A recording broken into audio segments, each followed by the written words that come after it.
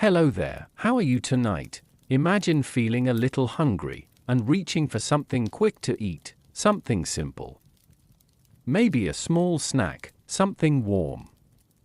Something familiar, but in medieval times, that simple moment could feel very different, because what people called junk food wasn't always comforting. Sometimes it was surprisingly good, sweet, warm, even enjoyable, but other times, it could be heavy, unusual, and not quite what you would expect at all. In a world without fast food chains, without packaged snacks, and without anything resembling a modern kitchen, people still found small ways to treat themselves, and those small moments often say more about daily life than anything else. From simple fried treats to foods that might seem a little strange today, there was a whole world of quick bites hidden in plain sight. Before we explore it further, take a moment to like the video. Subscribe if you enjoy these calm journeys, and let me know in the comments where you're watching from. It's always a little comforting seeing how far these stories travel. Now, let's gently step into the medieval world and explore what people really ate. When they just wanted something quick, the feeling begins quietly, a small emptiness in the stomach. Not quite pain. Not quite urgency. Just a gentle reminder. Hunger, in the medieval world, rarely arrived with convenience. It lingered. It waited. And sometimes it had to be ignored. You find yourself standing in a narrow street. The ground beneath your feet is uneven, worn smooth by years of footsteps. The air is cool, carrying faint traces of smoke, wood, and something else, something warm, almost inviting. But it's distant, not easily reached. There is no cupboard to open, no wrapped snack waiting for you, no quick solution within arm's reach, only the world around you. And whatever it happens to offer, hunger here is slower, more patient. It doesn't expect to be satisfied immediately. Instead, it follows you as you walk, as you work, as you wait, and so, people learn to live with it, but they also learn something else. Something quieter. They learn to notice opportunity, a smell drifting through the air, a stall just ahead, a moment where food, even something small, could be found. That moment mattered more than we might expect, because in a time where meals were structured by daylight and labor, anything outside those meals felt almost special. Not extravagant, not luxurious, but different, a break in routine. You walk a little further, there's movement now. A few figures gathered near the edge of the street. No signs. No bright displays. Just a simple setup, wood, cloth, and something cooking over a small flame. You don't yet know what it is, but the smell changes, warmer, richer, heavier. It pulls at your attention in a quiet, persistent way. This is where junk food begins. Though no one would have called it that. There was no word for it. No category. Just food. Quick. Available. Sometimes indulgent. Sometimes practical, and often unexpected. A man passes by you, holding something in his hand. It's small, uneven in shape, steam rising faintly into the air. He eats as he walks, slowly, without hurry. This isn't a rushed by between tasks. It's a pause. A moment carved out of the day. You notice the way he eats, carefully, as if the food, simple as it may be, still deserves attention, because here it does. Food is never entirely taken for granted. Even the smallest bite carries effort behind it. Someone grew it, ground it, cooked it, prepared it by hand. That changes the feeling of hunger, and it changes the feeling of satisfaction. You step closer, the quiet stall reveals more now. A pan, darkened with use, Oil or fat shimmering gently under the heat. Something being placed into it. Something that sizzles softly, releasing that warm, unmistakable scent. Fried. It's a simple technique. But in this moment, it feels almost magical, because frying transforms. It turns the ordinary into something richer, heavier, more filling. It creates that golden surface, that slight crispness, that warmth that lingers longer than expected. This might be the closest thing to comfort, but even that comfort is not guaranteed, because ingredients vary. Quality shifts. What you get depends on time, place, and chance. Some days, the food is soft, warm, and satisfying. Other days, it might be dense, oily, or unfamiliar in taste. Still, people come, not because it's perfect, but because it's there. And sometimes that is enough. You realize something then. Hunger in this world isn't just about food, it's about timing, about opportunity, about noticing what appears in front of you and deciding, quietly, whether to take it. The stall owner says nothing as you approach. There's no sales pitch, no urgency, just a glance and a simple gesture toward the pan. The choice is yours, a small moment, a small decision, but one that connects you to something much larger. A rhythm of life where even the simplest bite carries weight. And as you stand there, the smell of something frying gently in the cool air, you begin to understand, this isn't just about eating, it's about what it meant to find something, anything, in between the long stretches of the day, and that quiet search is only just beginning. The word doesn't exist here, not in the way we understand it now. There are no labels, no categories separating what is healthy from what is indulgent. No clear line between necessity and comfort, only food in its many quiet forms. And yet, the idea still lingers, because even in medieval times, people understood the difference between a meal and something extra, something quicker, simpler, sometimes just a little more enjoyable than it needed to be. You remain near the small stall. The gentle sound of frying continues, steady and unhurried.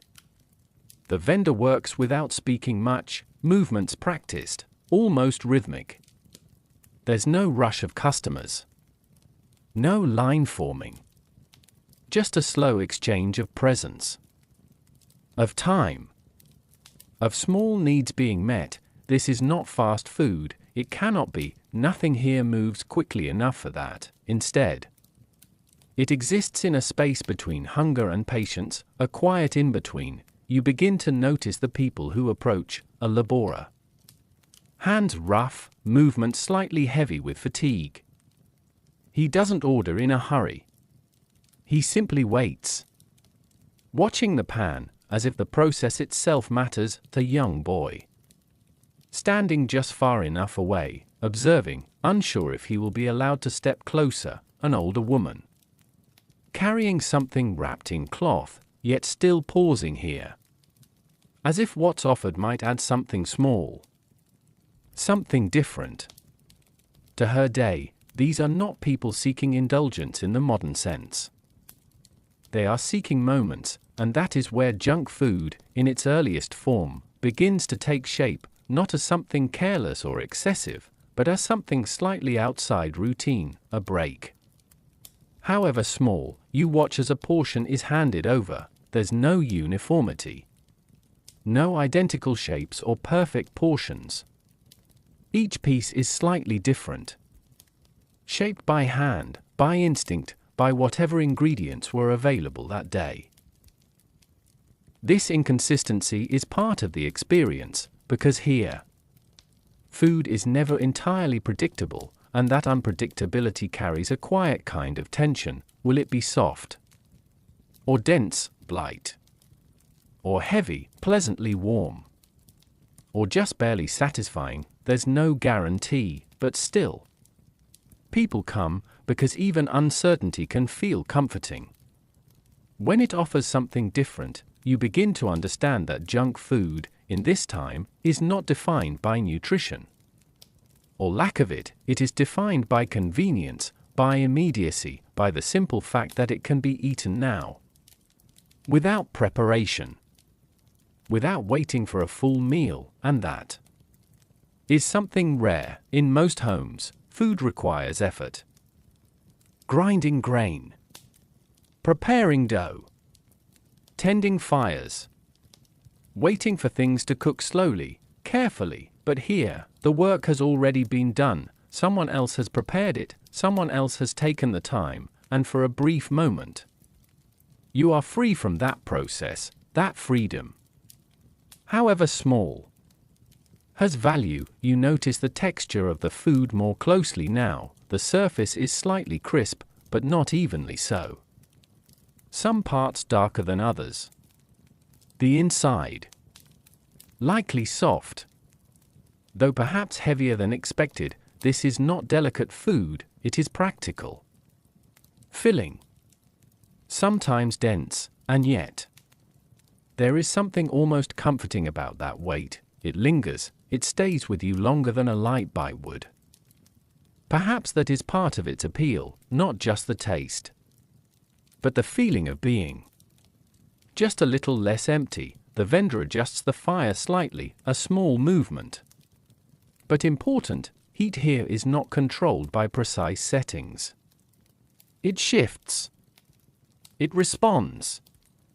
It requires attention, and so the food changes with it. Each batch, slightly different from the last. This variability makes each moment feel unrepeatable. What you taste now may not exist again in quite the same way. A fleeting experience, simple but unique. You watch as the young boy finally steps forward. There's hesitation in his movement, a quiet uncertainty. But the vendor nods, offering something smaller, something manageable. The boy accepts it carefully, almost reverently, not because it is rare, but because it is his moment, his small piece of something warm, something immediate, something outside the ordinary rhythm of the day. And that is what defines this kind of food, not extravagance, not excess, but ownership of a brief, quiet pleasure. You begin to see it more clearly now, in a world where most things are shared, structured, expected. These small foods offer something personal, something chosen in the moment, and that choice, however simple, carries meaning. The street grows slightly quieter, the light fades just a little more, the stall remains steady, unchanged,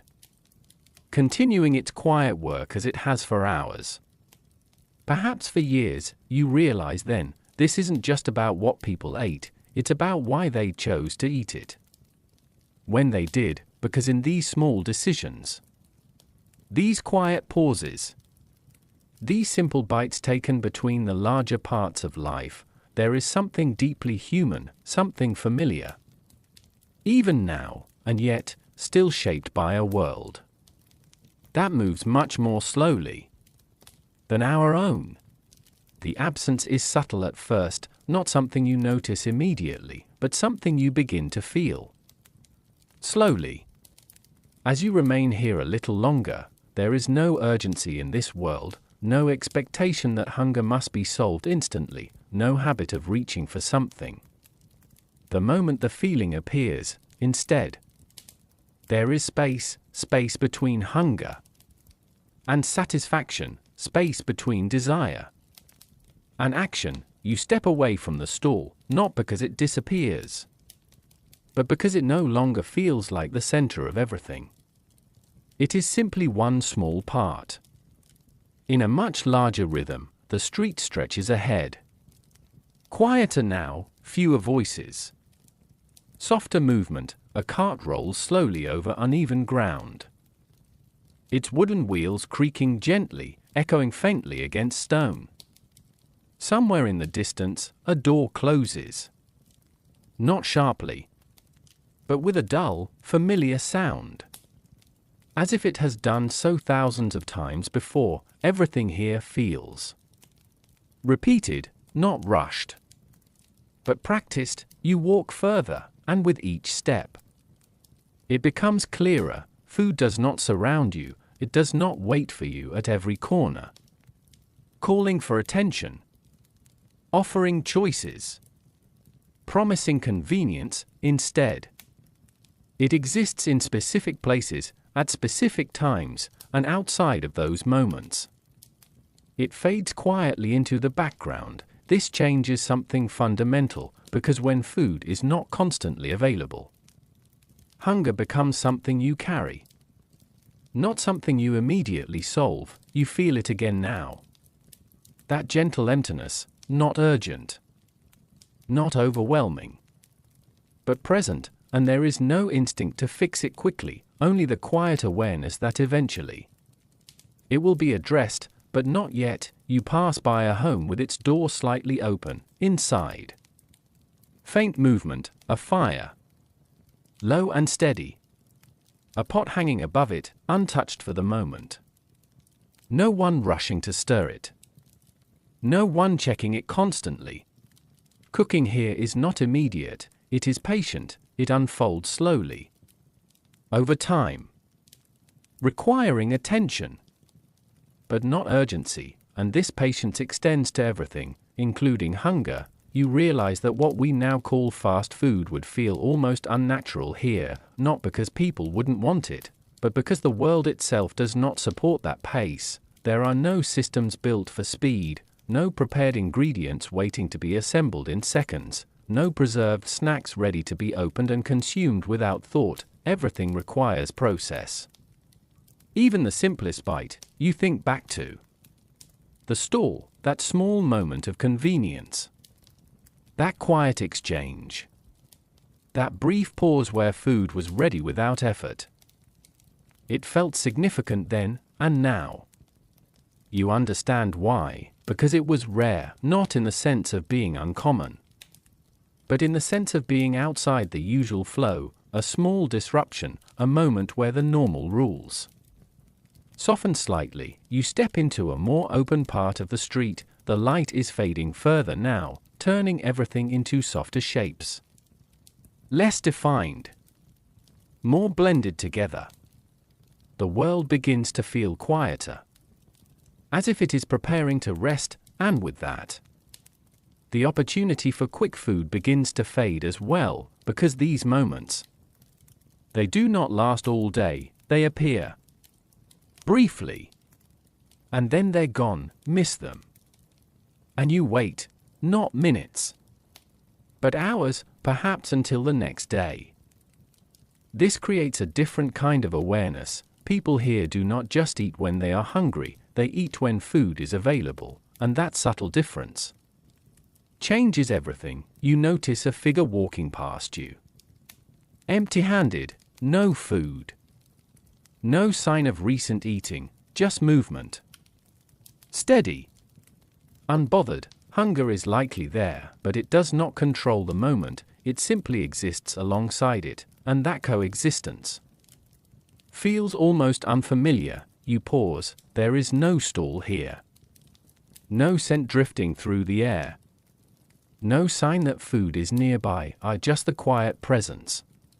But here, that idea does not exist. Instead, there are fragments, small windows of opportunity, moments where food becomes briefly accessible, briefly simple, briefly easy, and then, just as quietly, those moments pass, leaving behind only the memory of warmth, of taste, of something that was, for a short time, enough. You take one last look down the street. The stall you left behind is no longer visible, not because it's gone, but because distance has absorbed it, folded it back into the world, and with it, the ease it offered. What remains is the slower rhythm, the steady passage of time, the understanding that not everything is meant to be immediate, and that perhaps there is something strangely calming about a world where even hunger is allowed to linger. It returns. Quietly, not as abundance, but as a brief interruption. In an otherwise unhurried world, you notice it before you see it, a faint shift in the air. Warmer than before. Carrying something soft. Something cooked. Something that doesn't belong to the stillness you've just passed through. It draws you in. Slowly, not with urgency, but with quiet suggestion, you follow it. The street here is slightly narrower. The buildings leaning in closer, as if holding on to the warmth between them. Light gathers in small pockets, soft, uneven, flickering from low fires and early torches, and there, almost hidden within the curve of the street, is another moment, another pause in the rhythm. A woman stands beside a simple wooden surface. Not quite a stall. Not quite a shop. Just enough space to prepare. To serve. To exist for a little while. This is how quick food lives here, not fixed.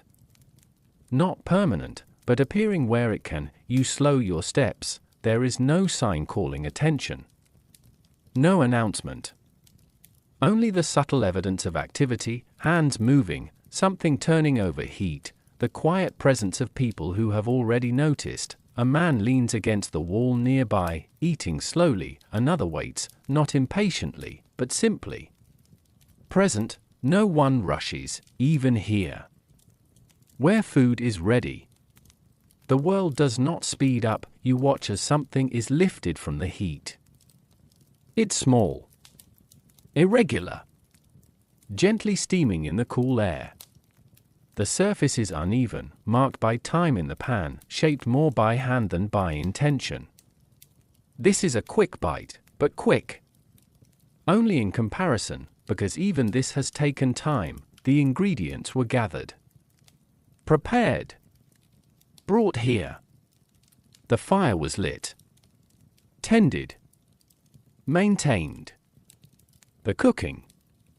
Observed carefully, without distraction. Nothing here is truly instant, only less slow, and that difference is enough. You step a little closer, the warmth reaches you first. Then the scent, softly rich, with hints of grain, perhaps something sweet. Or perhaps something savory. Difficult to tell at a distance. There are no clear flavors announced, only impressions, and that uncertainty becomes part of the experience. You realize something subtle, in a world that moves slowly. Even a small increase in pace feels significant. These moments, where food is already cooking, already close to being ready, create a feeling that almost resembles convenience, but it is fragile, temporary, dependent on time, place, and chance. Miss it, and it disappears. Arrive too late, and it's gone. There is no backup. No second option waiting nearby, just the quiet return. To waiting, the woman turns slightly, adjusting something in the pan. Her movements are steady, familiar. This is not hurried work, but practiced work. She knows exactly how long things should remain over the heat, not by clock, but by memory, by sound. By smell. You hear the faintest sizzle as another piece is placed into the pan. A soft sound. Almost soothing, it blends with the quiet murmur of the street. The distant echo of footsteps. The low hum of a world that never quite falls silent. But never becomes loud either. You notice how people eat here. They don't walk quickly with food in hand. They pause, they stand. Or sit nearby. Or lean gently against something solid. Eating becomes a moment of stillness, even when the food itself is meant to be quick, and that changes its meaning. A quick bite does not interrupt life, it becomes part of its slower rhythm. You watch as a small portion is handed over. The exchange is simple. No words. Or very few. Just a quiet understanding. The food passes from one hand to another, warmth shared. Briefly, the person receiving it doesn't rush away. Instead, they remain close, taking the first bite while the food is still at its warmest. It's most complete. There's something almost careful about it, as if the moment should not be wasted, because it cannot be repeated exactly the same way. You begin to understand that these quick foods are not separate from daily life, they are woven into it. Appearing where there is space, disappearing when that space closes. They rely on presence, on being in the right place, at the right time, and that makes them feel almost fleeting. You glance around. There are only a few people here, and not a crowd. Not a gathering, just individuals, each within their own quiet moment, connected only by the shared awareness that something warm, something ready, exists here. Now, the light shifts slightly.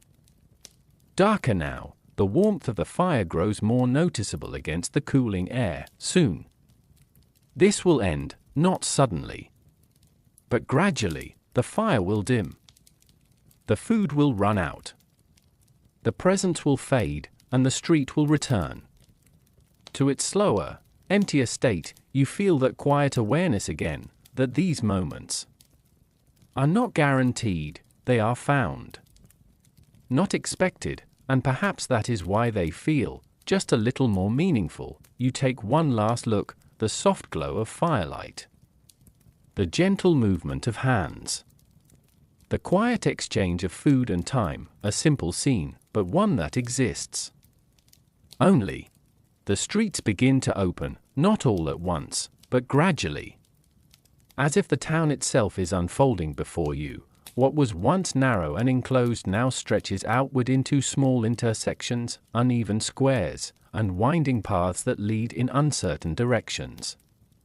Each turn feels slightly different, yet familiar in its quiet rhythm, and with that, something else begins to appear more often. Food, not in abundance, but in scattered moments. You notice it first in the distance, a faint gathering of people. Not crowded, just enough to suggest that something is there. Something shared.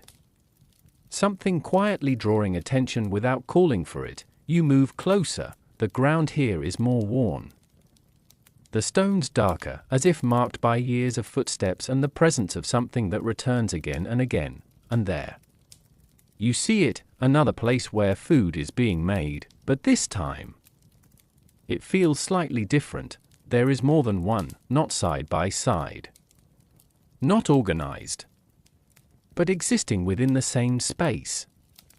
A few individuals, each with their own small setup.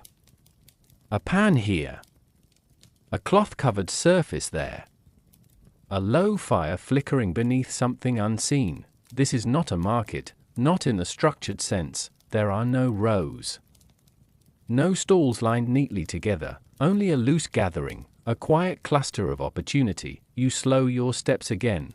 There is no need to hurry. Nothing here will move quickly enough to be missed in an instant.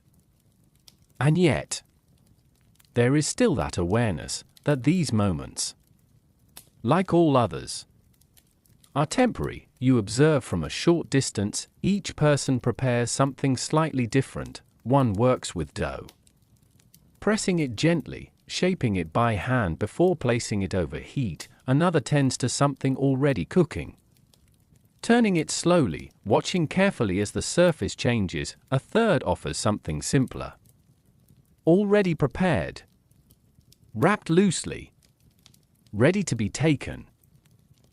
There is no uniformity, no shared recipe, only variation, and that variation gives this place a quiet sense of discovery. You don't know exactly what you will find, only that it will be something warm, something immediate, something outside the ordinary structure of meals. A man steps forward, exchanging a few quiet words with one of the sellers. The interaction is brief, almost understated. There is no negotiation that you can hear, no raised voices, no urgency, just a simple understanding. the food is handed over, and once again. The moment becomes personal, he steps aside, creating space for the next person, and begins to eat slowly, as if the act itself deserves time. Even here, you notice how people arrange themselves, not in lines. Not in order, but in small pockets. Each person finding a place to stand, to pause, to exist for a moment with what they've chosen. It feels less like a transaction, and more like a quiet gathering of individuals. Each within their own small experience. The smells here are more layered, not just one scent, but several: warm grain, faint sweetness, a hint of oil or fat lingering in the air, mixed with the ever-present background of wood smoke and earth. It is not overwhelming, it doesn't demand attention, it simply exists. Surrounding you gently, you move a little closer to one of the setups. The dough being prepared is uneven, soft in some places, slightly rough in others. It is shaped quickly, without perfection, then placed onto heat where it begins to change. The transformation is subtle, but visible. Edges firm slightly, surface darkens just a little, steam rises briefly, then disappears into the cool air. This is the quiet magic of street food in this world, not spectacle, not excess, but transformation, taking something simple and making it just a little more. You begin to understand that these places are not fixed, they appear where people gather, where there is space, where there is need, and they disappear just as easily, leaving behind only memory, and perhaps a faint trace in the air. You glance around again. The light has shifted further now, the sky darker, the fires brighter by comparison. Faces become softer, less defined, lit only by flickering warmth. The atmosphere changes with it, more intimate, more enclosed, even in an open space, and still. No one rushes. There is time, time to wait, time to watch, time to eat slowly, even here, where food is closer, more available, more varied. The world refuses to move faster. You notice someone finishing their food. They don't linger, but they don't hurry away either. They simply continue, folding the moment back into the rhythm of their day, as if it had always been part of it. No separation, no distinction between meal and snack in the way we might expect, just another small piece of time. Gently filled, you take a final look at the gathering, the small fires, the quiet movements, the soft exchanges of food and presence. It feels almost temporary, as if, at any moment, it could dissolve, leaving the space empty once again. And perhaps it will, because in this world, even something as simple as finding a quick bite depends on being there, at the right moment, in the right place. And when that moment passes, the street returns to quiet.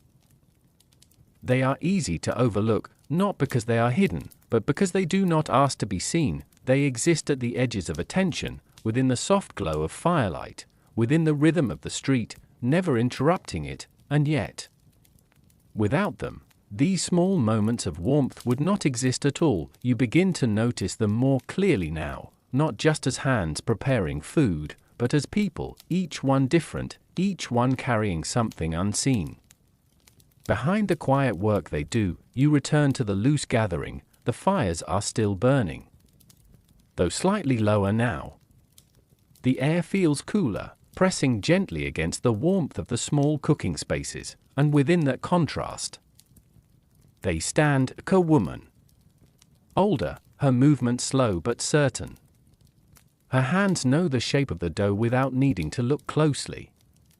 Each motion is measured, deliberate, shaped by repetition rather than urgency. She does not call out to passers-by. She does not need to. Those who come already know. Nearby, a younger man tends to a small pan, his movements are quicker, but not rushed. There is a quiet focus in the way he watches the food, adjusting the heat with small, careful gestures. He glances up occasionally, not to attract attention, but to acknowledge presence, to recognize those who step into his small circle of warmth. You begin to understand something subtle. These are not merchants in the modern sense. They are not building brands or competing for attention. They are simply providing, offering what they can, when they can, within the limits of their day, and that offering feels personal. You step a little closer. There are no uniforms, no clear signs of profession, only the tools they carry, the fire they tend, the food they prepare. Their identity is shaped by their work, but not defined by it alone, because this is not always their only role. Some may have homes to return to, fields to tend, other responsibilities waiting beyond the fading light. This is just one part of their life, a part that exists in these in-between hours. You watch the older woman again. There is no hesitation in her hands. The dough is shaped, turned, placed onto heat with quiet confidence. She does not measure. She does not count. She simply knows, and that knowledge feels earned. Not taught in a formal way, but gathered over time, through repetition, through small adjustments, through quiet observation of what works and what doesn't. You realize that each vendor carries their own understanding of food, their own way of preparing it, their own version of what a quick bite should be, and so even similar foods are never quite the same, each one shaped by the person who makes it. This gives the experience a deeper layer. You are not just receiving food, you are receiving their way of doing it, their habits, their choices, their quiet decisions made over time. A man approaches one of the sellers. There is a brief exchange, low voices, barely audible. No rush, no pressure, just a simple agreement. The food is handed over, and for a moment, their hands meet, not in a meaningful gesture, but in something practical, and yet it still feels like a connection, small but real. That you notice how little is wasted in these interactions. Words are few, movements are efficient, but nothing feels cold. There is a quiet respect in the way each exchange happens, as if both sides understand the value of the moment. The vendor offering something made with effort, the buyer receiving something that meets a need. However small, you begin to see that these sellers are part of the street itself, not separate from it. They do not stand apart, elevated or distinct. They blend into the environment, becoming one more element in the slow-moving world around them, and yet they shape it. Without them, these streets would feel emptier, colder, less alive. The warmth they create is not just from the fire, it's from presence, from the simple act of being there. Consistently, quietly, offering something that others may need. At just the right moment, the younger man lifts another piece from the pan. He pauses briefly, examining it, then nods to himself, as if satisfied. There is no audience for this, no one watching closely, and yet he still cares. That quiet attention to something so small feels important because it suggests something deeper, that even in the simplest forms of food, there is intention, care. However subtle. You step back slightly. The scene remains calm, no voices raised, no sudden movements, just the steady continuation of small tasks, repeated again and again, each one contributing to a quiet, shared experience. You realize then that these vendors are not just part of the story of food, they are part of the story of time, of how moments are filled, how needs are met, how small comforts are created. without ever becoming loud or demanding, and as the night deepens, their presence begins to fade, not all at once, but gradually. The fires dim, the movement slow, the spaces between people grow wider.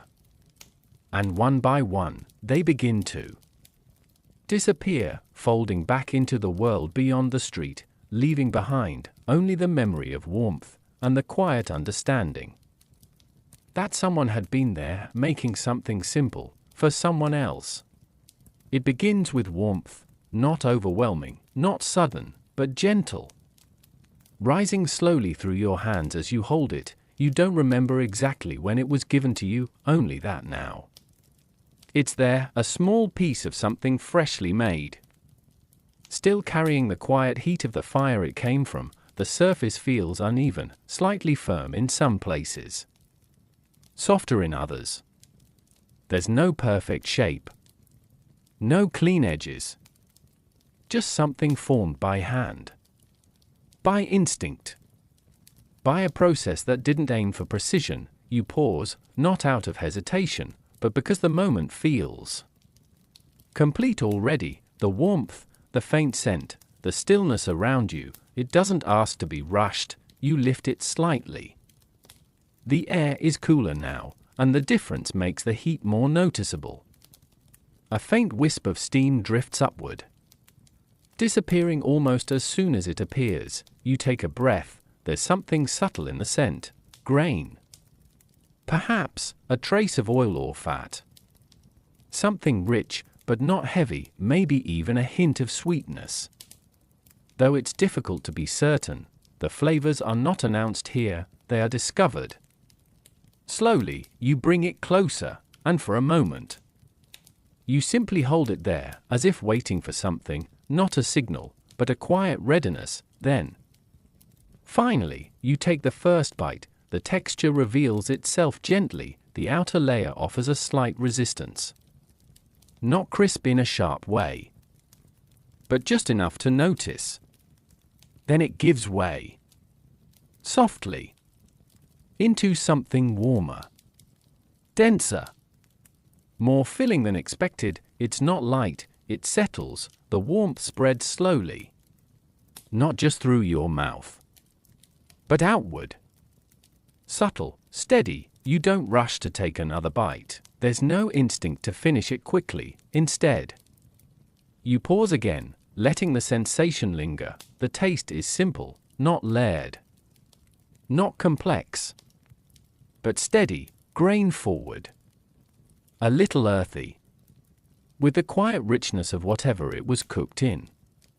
There may be sweetness, or perhaps your mind is searching for it, trying to place something familiar in something unfamiliar. It doesn't matter, because the experience isn't about recognition, it's about presence. You take another bite. This time, you notice more, a slightly darker edge, offering a deeper flavor, a softer center, almost comforting in its density. The warmth is fading just slightly now, but still enough to hold on to. You begin to understand something subtle. This kind of food isn't designed to excite, it's not meant to overwhelm the senses, it's meant to satisfy. Quietly, to fill a space. Both physical and something else, something less easy to name, around you. The world continues, soft footsteps, distant voices. Barely more than murmurs, the faint crackle of a fire somewhere behind you, but none of it interrupts the moment, because this, small as it is, feels contained, complete. You glance down at what remains in your hand. It's already smaller, not because you've eaten quickly, but because the experience has been steady, unbroken. There's no distraction pulling you away, no urgency waiting to take your attention, only this. You take another bite. The warmth is softer now, the texture slightly firmer as it cools, the flavor unchanged, but somehow quieter. You realize that this food exists best in the moment it is made. When it is warm, when it is fresh, when it still carries the energy of the fire. After that, It becomes something else, still edible. Still filling, but no longer the same experience, and that makes the timing feel important. This is not something meant to be saved, not something to carry with you for long. It belongs to now. You finish the last piece slowly, not out of necessity, but because the moment is ending. There's no dramatic conclusion, no sudden feeling of fullness, just a quiet shift. The warmth fades, the scent disappears, your hands feel cooler again, and the space that was once filled returns to something softer. Less defined, but not empty, not entirely. Because something remains, a memory of warmth, of texture, of a simple act. Experienced fully. Without interruption, you look around again. The street hasn't changed, the people move as they did before, the fires still burn. Gently. Without drawing attention, and yet, something feels slightly different, not in the world, but in your awareness of it. You understand now, in a deeper way, what it meant to taste something like this, not just the food itself, but the timing of it, the stillness around it, the quiet importance of eating. When something is ready, when it is warm, when it exists in its best form, this was not just a bite, it was a moment, shaped by everything around it. And now, it has passed, leaving behind only a faint trace of warmth that lingers just a little longer before it, too, fades into the slow rhythm of the world. Not everything here is heavy, not everything settles into the body with quiet weight. Sometimes, there is something lighter, something softer, something touched by sweetness, something that feels just a little different from the rest. You notice it not by sight, but by scent, a faint change in the air, less earthy, less grounded, something warmer, with a gentle lift to it, as if it carries a memory of fruit, or something once fresh, now transformed. It draws your attention again, not strongly, but enough. You follow it. The street curves slightly, narrowing once more, the walls closing in just enough to hold the warmth between them. The light here is softer, more contained, coming from a single small fire, carefully tended, and beside it, another vendor. This one feels quieter, more still. There are fewer people gathered here. Only one or two. Standing at a slight distance, as if unsure whether to approach, you step closer. The scent becomes clearer, apple. Perhaps, cooked down. Softened. Mixed into something warm and simple. It is not bright. Not sharp. But mellow. Almost gentle. You watch as the vendor prepares the mixture. There is no urgency in their movements. The pieces are small, uneven, pressed lightly into a soft batter before being lowered into the pan. The sound is familiar now, a soft, steady sizzle, but this time, there is something different in it, a lighter note.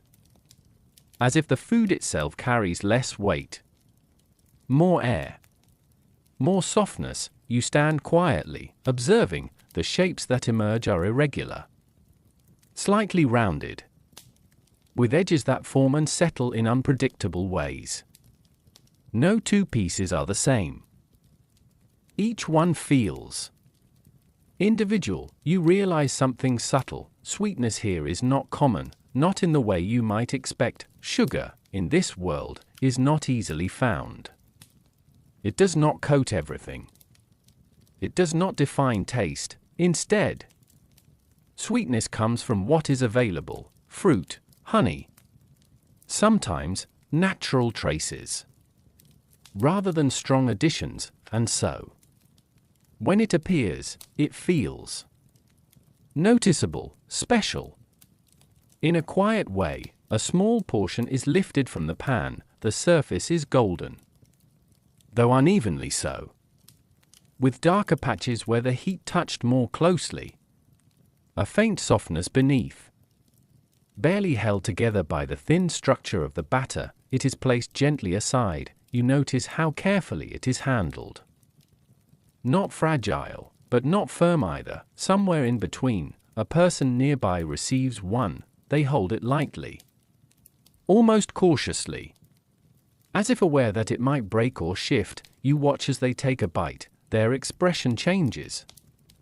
Just slightly, not dramatically, but enough. There is recognition there, a quiet awareness of something different. You understand, this is not just food, it is variation, a change in the pattern, a break from the heavier flavors that have defined so much of what you've seen. You are handed one as well, again.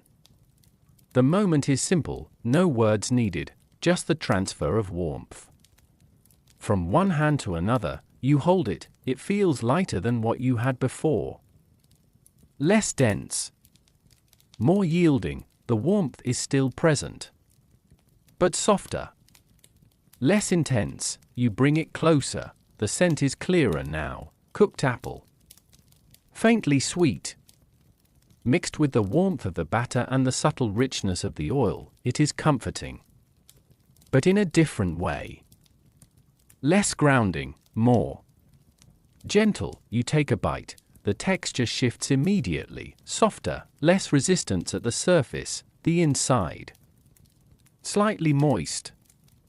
Almost tender, and then the sweetness, it arrives quietly, not sharp. Not overwhelming, but present, a soft note that lingers just beneath the surface. Never taking over. Only adding something new. It changes the experience. The warmth feels lighter, the bite feels shorter. Less heavy. Easier to continue. You take another, and then another, not quickly, but with a subtle ease that wasn't there before. This is not food that asks you to pause between bites. It allows a gentler rhythm. You notice how it disappears more quickly. Not because it is small, but because it doesn't settle in the same way. It moves through the moment more lightly, leaving behind a different kind of impression around you. The world remains quiet, but this small shift in flavor, in texture, in feeling, creates something new, a different kind of comfort, not the fullness of something heavy, but the quiet pleasure of something just slightly sweet. You finish the last piece. The warmth fades more quickly this time. The sweetness lingers just a little longer, then softens into memory. You realize that moments like this are even more fleeting, less common, dependent on what is available, what can be gathered, what can be made. They do not appear often, and when they do, they pass. Just as quietly, you look back at the vendor. The fire is still steady, the movement still calm. But there is something distinct about this place, a softness, a quiet variation in a world that otherwise leans toward weight and simplicity, and as you step away, you carry that subtle sweetness with you, not strong enough to hold onto for long, but enough to remind you that even in this slow, grounded world, there were moments just a little lighter, just a little softer, just a little different than the rest. There is something strange about memory. It does not always return as images. Sometimes it returns as texture, as warmth, as softness, as the faint feeling of something still lingering on the tongue long after it is gone. You begin to notice this more clearly now, not in what you are eating, but in what remains after. The streets are quieter again. The sweet scent from before has faded into something more neutral, blending back into the familiar mix of smoke, wood, and earth.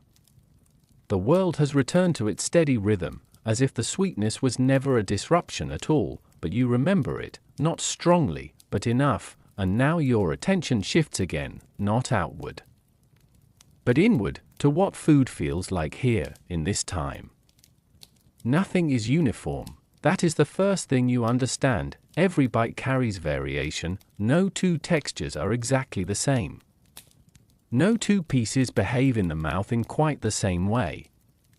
Even food that looks identical can reveal completely different experiences once it is eaten. Some are soft, almost collapsing at the slightest pressure. Others resist slightly, holding their shape longer before giving way, and some Remain uneven throughout, shifting unexpectedly as you continue. There is no refinement in the modern sense, no engineered consistency, only craft, repetition, and the limits of what can be controlled by hand. Fire and simple tools, you find yourself thinking less about flavor and more about sensation, the way heat lingers in food even after it leaves the pan, the way oil or fat changes the surface, making it heavier, smoother, or slightly dense, the way grain behaves differently depending on how finely it was prepared. Sometimes soft, sometimes coarse, sometimes uneven enough to be noticed with every bite. Everything has character, not designed, but formed. You walk slowly now, no stall in front of you. No immediate food waiting, just the memory of what you've already experienced. And that memory becomes more detailed the longer you think about it. A fried piece from earlier, you recall its surface more clearly now, not just golden, but irregular. Some parts slightly crisp, others softened by oil. A texture that changed as it cooled, becoming less lively, more grounded. A sweet bite from before, you remember how it dissolved differently, not instantly, not evenly, but in stages. First softness, then warmth, then a fading sweetness that did not disappear quickly, but rather thinned out, slowly becoming part of the air around you. Even drinking water here would feel different, not cold, not refined, but shaped by what it comes from.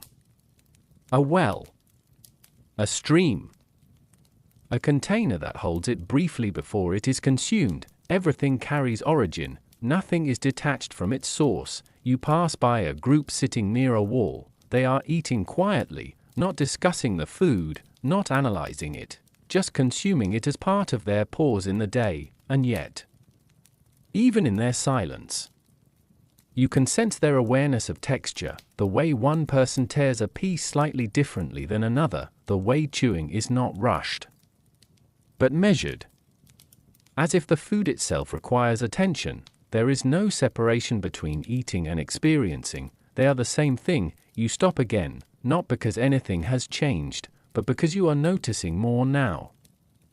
The world here does not offer instant sensory clarity, it reveals itself slowly.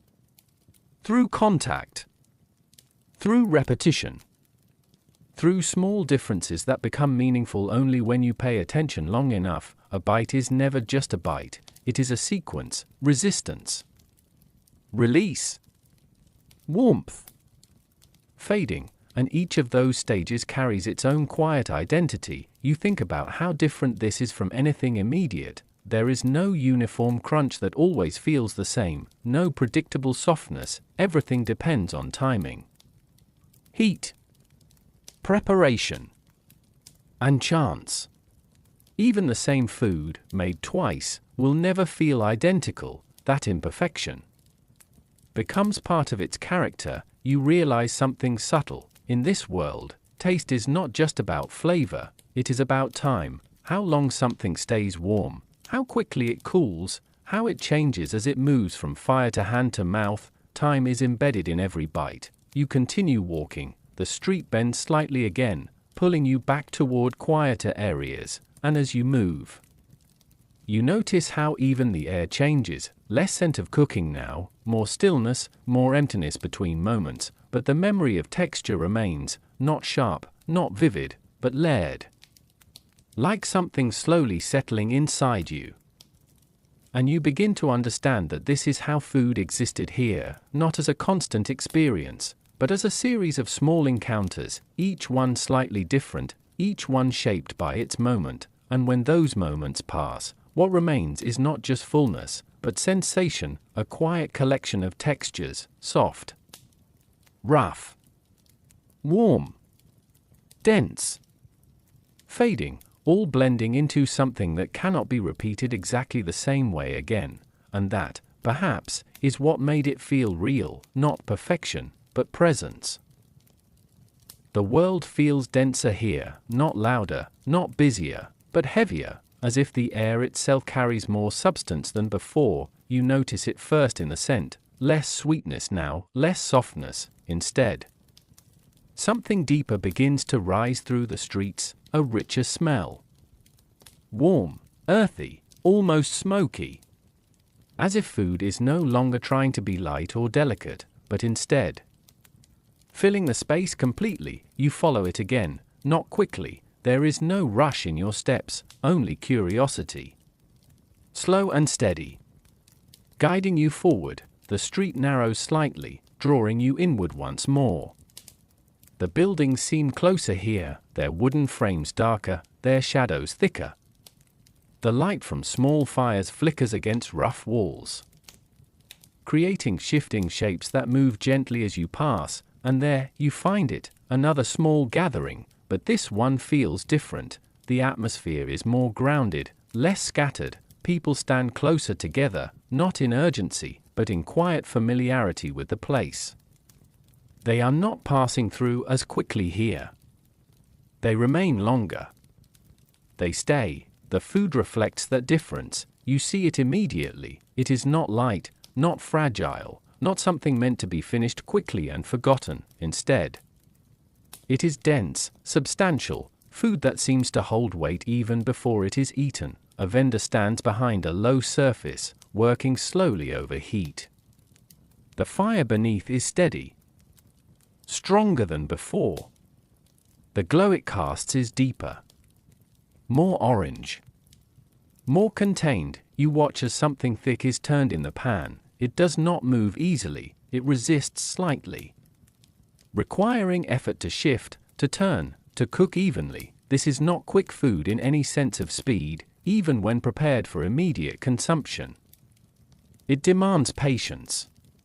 You step closer, the scent intensifies, savory now. Unmistakably, not just grain or oil, but something layered beneath it. Perhaps herbs. Perhaps fat rendered slowly. Perhaps something that has absorbed heat over time, deepening its character. It feels grounding, almost heavy in the air. A man nearby eats without speaking, slowly, deliberately. Each bite seems to require attention, as if the food itself is asking to be acknowledged fully before it can be swallowed. There is no distraction in his expression, only focus, not enjoyment in the loud sense, but satisfaction, deep, steady, quiet satisfaction. You are handed a portion. It is warm, heavier than what you have held before.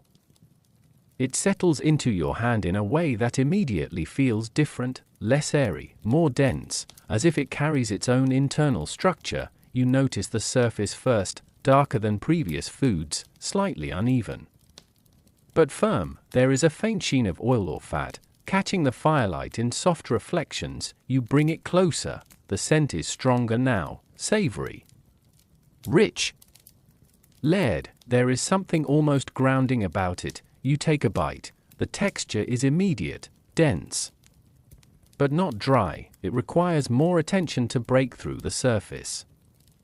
There is resistance at first, then a slow yielding. As the inside reveals itself gradually, the flavor follows, not sharp, not sweet, but deep, a slow unfolding of taste that does not rush to reveal itself all at once. Instead, it spreads, warmth, salt, richness. Something earthy beneath it all. It lingers longer than anything before, not in intensity, but in presence. You notice how it stays with you, how it does not disappear quickly between bites, even when you pause. It remains steady, grounded, filling more than just the immediate space of taste. You take another bite, and now you understand something subtle. This kind of food is not about quick satisfaction. It is about endurance, about carrying energy forward. It does not vanish from memory quickly. It stays with you. Physically, quietly, steadily. Around you, people continue eating. No one rushes. No one treats it as fleeting. These are not snacks in the modern sense. They are sustenance, shaped into smaller, more immediate forms. but still rooted in something heavier, something more lasting. The fire crackles softly, a deeper sound now than earlier places, more present, more constant, as if reinforcing the weight of what is being prepared. You finish your portion slowly, not because it is large, but because it asks for time. Each bite is deliberate, each pause between bites feels natural. Not forced. When it is done, there is no sudden emptiness. Instead, a gradual settling, a sense of fullness that does not arrive sharply, but builds quietly, like the food itself. You remain still for a moment, letting it finish its work. The world around you continues its slow rhythm, but something inside feels more anchored now, more steady, and as you step away from the gathering, you realize, not all quick food here is light or fleeting. Some of it is built to last longer, to carry people through longer stretches of time, to hold them steady in a world that does not offer constant meals, and that weight becomes its own kind of comfort. It is easy to forget that food begins long before fire, long before cooking, long before the smell reaches the street. It begins in the ground, in fields, in storage rooms, in hands that gather what the land allows. You begin to see this now, more clearly than before. As you walk through the quieter parts of the medieval town, the food stalls fade behind you, and something else begins to appear in their place. Not ready meals, not cooked dishes, but raw beginnings, simple materials, unrefined, unchanged, sacks of grain resting against wooden walls, bundles of dried herbs hanging from beams, crates of vegetables uneven in shape, marked by soil and time, clay jars filled with oils or preserved mixtures, sealed carefully to survive longer stretches of time. Nothing here feels abundant in the modern sense. Everything feels measured, limited, earned. You pass a small open space where a few people are sorting through grains. Their movements are slow and repetitive, fingers moving through small piles, removing impurities, separating what can be used from what cannot. There is no wastefulness here, because nothing is infinite. You notice the texture of what they handle: rough grains, uneven kernels, some broken, some intact. Even before cooking, the ingredients already carry variation. There is no perfect uniformity, only what nature provides, and what human effort can refine. Nearby, herbs hang in loose bundles, drying slowly in the air, their colors faded. Greens turning dull, browns becoming softer with time. They are not fresh in the way you might expect from modern markets, but they are preserved, and preservation is its own kind of value. You realize something important. In this world, ingredients are not constantly replaced. They are stored, used carefully, extended across time. Nothing is wasted quickly, nothing is easily discarded. You move closer to a small table where someone is preparing vegetables. They are uneven in shape, some slightly misshapen, others smaller than expected, not selected for appearance, only for availability. A knife moves slowly through them, not with precision, but with experience, each cut slightly different from the last, each piece shaped by hand, not by machine. There is a rhythm to it, not fast, not efficient, but steady. You begin to understand that ingredients here do not exist in isolation. They are deeply tied to time, to season, to survival. What is available today may not be available tomorrow, and so everything is used with awareness. Even the simplest items carry importance. Grain becomes bread, or porridge, or something fried. Fat becomes cooking medium, or flavor base, or preservation tool. Fruit becomes sweetness, or filling, or something softened by heat. Nothing is wasted, because nothing is guaranteed. You notice how storage changes everything. Some foods are dried, stripped of moisture to survive longer periods. Others are salted to slow decay. Some are kept in jars, sealed away from air and time. Each method is simple, but essential. You realize that freshness here is not constant. It is temporary, a brief moment between harvest and transformation, and after that, everything changes. You watch a woman carefully measure grain into a cloth bag, not by weight, but by eye, by experience. She knows how much will last, how much will be needed, how much can be spared. There is no excess calculation, only memory. An understanding built over years. You begin to see the quiet intelligence behind it all, not written down, not standardized, but lived, passed through repetition. You move further along. A small fire burns where someone is softening dried food in water, rehydrating it, returning it, briefly, to something closer to its original state. Steam rises gently. The transformation is slow, patient. Nothing here happens instantly. Even restoration takes time. You realize that ingredients are not just materials, they are stages, points in a long cycle: raw, preserved, transformed, consumed, then returned again to the world in another form, and at each stage, they change slightly. You think about how limited everything is. Not in a harsh sense, but in a natural one. There is only what the land gives, only what can be stored, only what can survive time, and because of that, people adapt.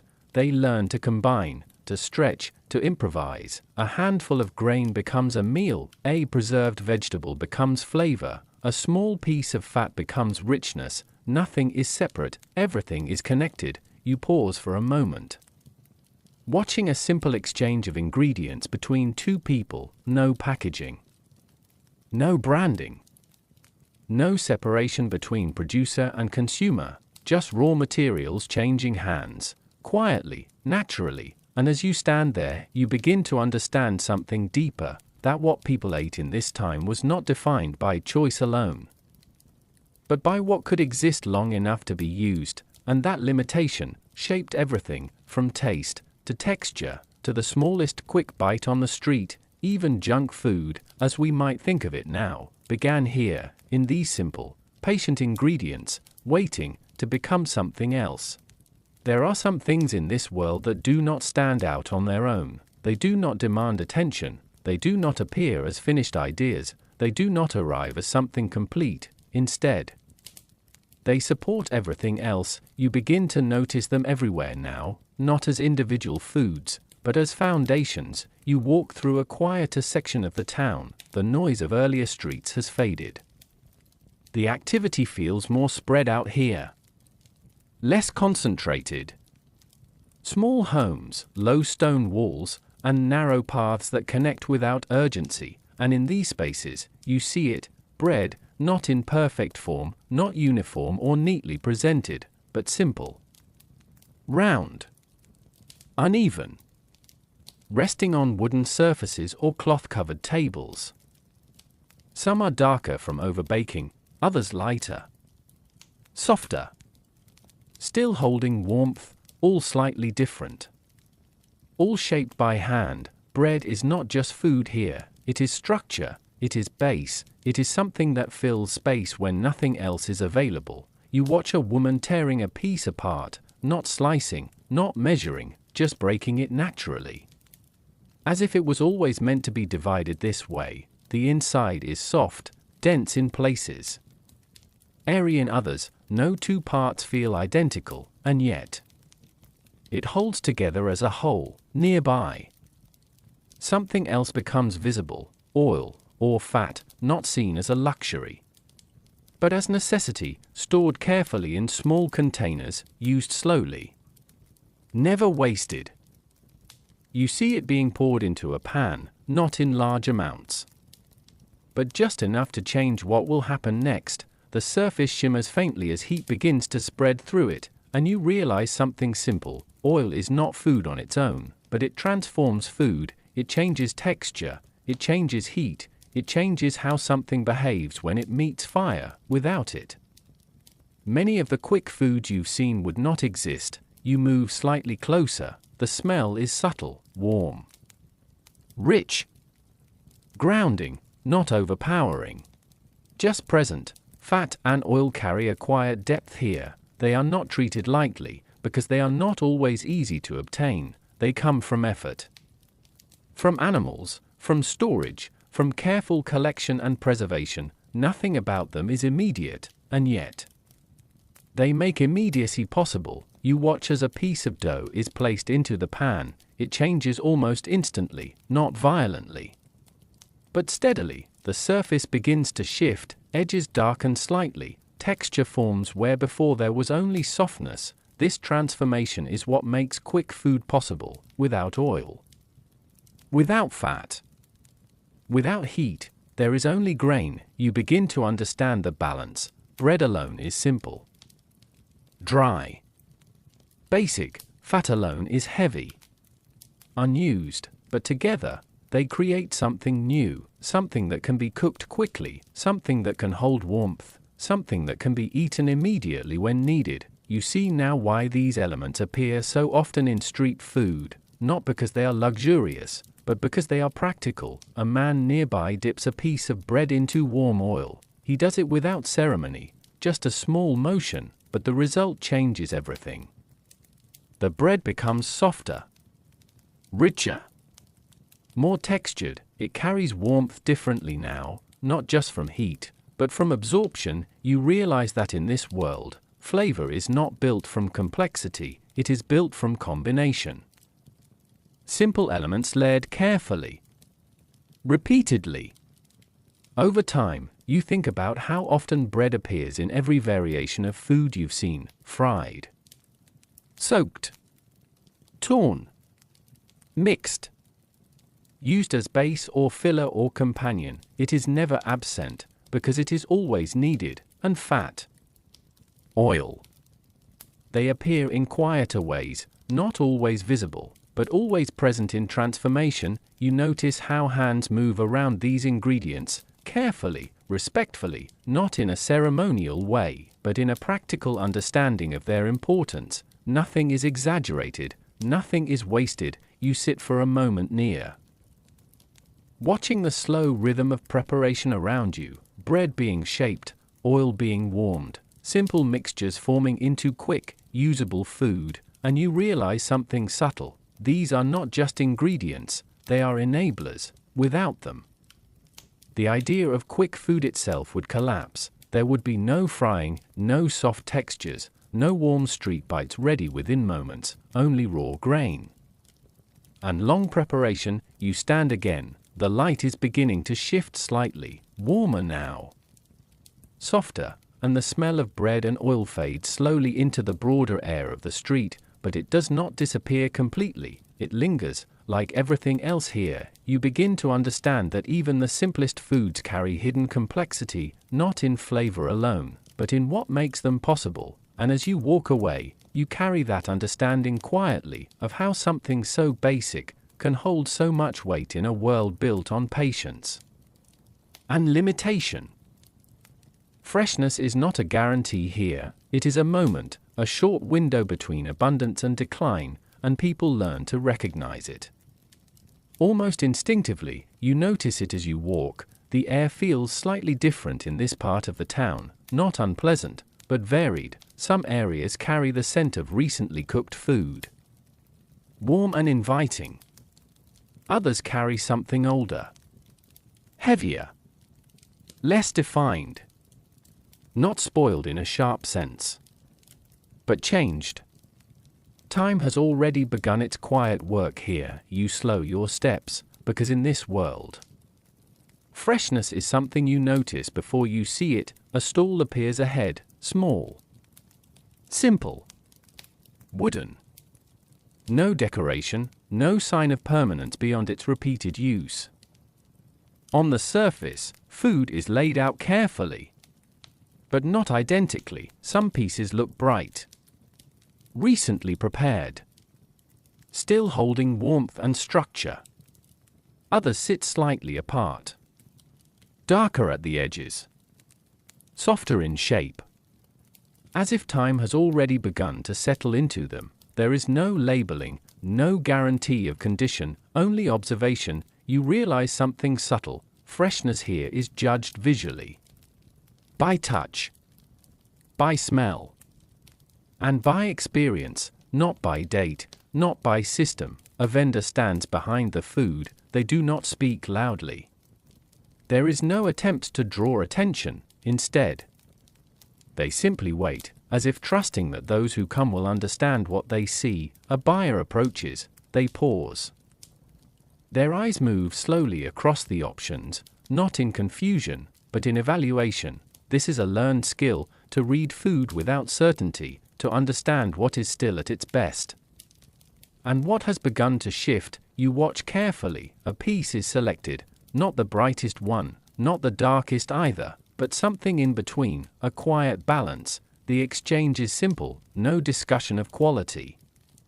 No hesitation voiced aloud, just a small decision. Made with awareness, you notice now how important timing is. Food here does not stay in its ideal state for long. Bread softens or dries, fried items lose warmth and texture, prepared foods shift in flavor as they sit. Even a short delay can change everything. There are no preservatives in the modern sense, no controlled storage environments, only natural slowing, drying, cooling, and transformation. You step slightly closer to another table. Here, food is being sorted, some pieces are being set aside.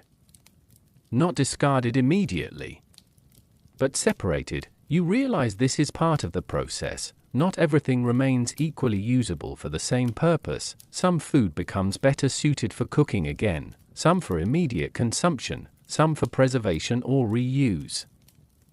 Nothing is strictly fixed, it all depends on condition. You begin to understand how flexible this system must be, how careful people are required to be. A woman lifts a piece of bread, pressing it lightly between her fingers. She doesn't hesitate, she is reading it. Texture tells her what she needs to know. Too soft, and it may not last. Too firm, and it may already be past its best eating moment. There is no perfection, only suitability. You realize how much attention this requires in daily life. Every meal begins before cooking. It begins in selection, in judgment, in understanding what time has done to the food already. A faint wind passes through the street, and with it, the smells shift slightly. Some fade, others become more noticeable. Freshness is not just visual or tactile, it is atmospheric. You notice how people subtly adjust their choices based on these signals, not consciously explained, but understood. You look again at the store. The difference between items is not dramatic, but it is meaningful. Small shifts in color, small changes in firmness, small differences in scent. All of it matters, because nothing here is static, everything is moving slowly toward change. You take a step back, and you begin to see the larger pattern. Food in this world exists in stages of certainty, fresh, acceptable, aging, beyond immediate use, and people navigate between these stages constantly, choosing not just what to eat, but what is still viable, what can still serve its purpose. There is no wastefulness in attitude, but there is awareness of limitation. Nothing lasts forever. Not even food prepared only hours ago. You watch one final exchange. A vendor quietly removes a piece from display, not throwing it away, just repositioning it, moving it into a different role, something that will likely be cooked again, reworked, transformed. You understand now that freshness is not just about quality, it is about possibility, what food can still become. And as you step away from the stall, you realize something quietly important. In a world without preservation as we know it, freshness is not a standard, it is a moment you learn to recognize and use before it disappears. Before anything is seen, it is often smelled. The medieval street does not announce itself in clean lines or clear visuals. It arrives in layers, in drifting impressions, in quiet traces that move through the air before anything else is understood. You notice it as you walk. The scent shifts constantly, not sharply, not suddenly, but like slow waves passing through different parts of the town. In one direction, warmth; in another, smoke; a little further, something earthy, damp stone, old wood, and something faintly sweet that disappears before you can fully recognize it. The air is never empty here, it is always carrying something. You slow your steps without realizing it. Because smell in this world is information, not decoration, not background, information. It tells you where food is being prepared, where fires are burning, where people have passed recently, where things are still active, and where they have already settled into stillness. You turn a corner, and the change is immediate. The scent becomes richer, heavier, a mix of cooking fat, grain, and heat pressed into wood and stone, not overwhelming, but present enough to guide you forward. You follow it. The street opens slightly, and the air becomes warmer, not because of weather, but because of activity. Fires are always changing the atmosphere here, not just visually, but chemically.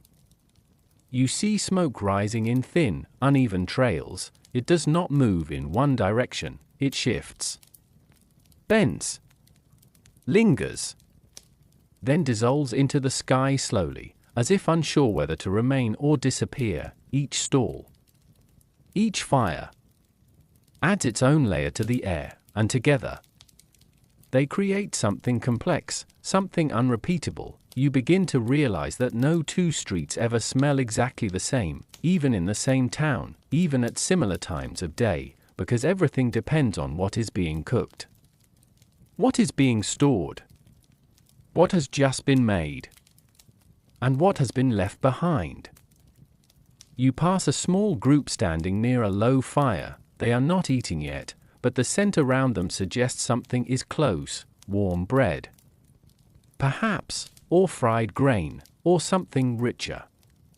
Slowly developing over heat, they wait calmly, and in their waiting, they are already experiencing part of the food, because smell begins the process long before taste. You notice how people react subtly to different scents: a slight turn of the head, a pause in walking, a small adjustment in direction. No one speaks about it, they simply respond, as if guided by something quiet and instinctive. You move deeper into the street, and the smells begin to overlap more heavily.